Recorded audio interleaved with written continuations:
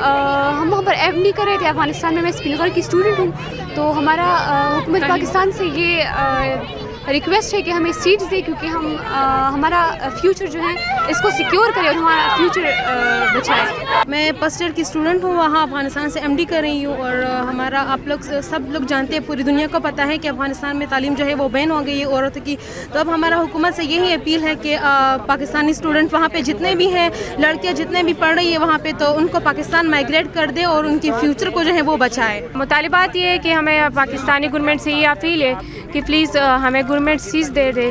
اور یہ بچیاں جو بھی آئی ہے یہ بہت زیادہ غریب خاندان سے تعلق رکھنے والے اسٹوڈنٹس ہیں, اور یہ فیس افورڈ نہیں کر سکتی, اس لیے افغانستان گئی ہوئی ہے.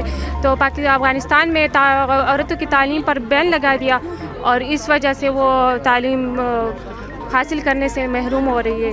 ہمارا گورنمنٹ پاکستان سے یہی مطالبہ ہے کہ ہمیں یہاں پہ سیٹس پرووائڈ کی جائیں. ہم پاکستان کی بیٹی ہیں, ہم وہاں گئی اپنی غربت کی وجہ سے گئی ہیں. ہم یہاں پہ ہم اتنی زیادہ فیسز نہیں افورڈ کر سکتے تھے, جس کی وجہ سے ہم وہاں گئے ہیں. تو ہماری اپنی گورنمنٹ سے یہی اپیل ہے کہ اس مشکل وقت میں وہ ہمارا ساتھ دیں اور ہمیں بیسک جو ہماری نیڈ ہے, مطلب ایجوکیشن ہے, وہ ہمیں پرووائڈ کی جائے. اب تھرڈ ایئر میں شفٹ ہونے والی تھی, لیکن جیسا کہ آپ سب کو پتہ ہے افغانستان نے طالبان نے فیمیل ایجوکیشن پر بین لگا لیا ہے, اور یہ ہمارے کریئر پر بین ہے, ہمارے فیوچر پر بین لگا ہوا ہے.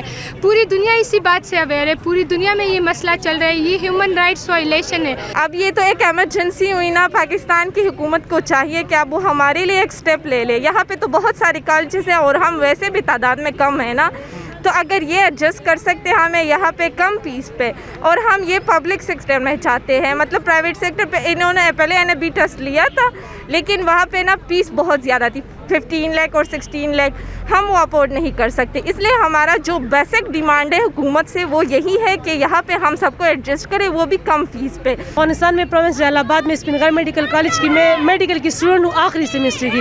ابھی 19 جنوری کو میرا جو گریجویشن ہے MBBS MD افغانستان میں کمپلیٹ ہونے والی تھی, اور ہماری جو گریجویشن کی تیاری تھی وہ بھی بہت زور و شور سے جاری تھی, کیونکہ میں ایک طالبہ ہوں, ہر ایک طالبہ اس دن کا انتظار کرتے ہیں.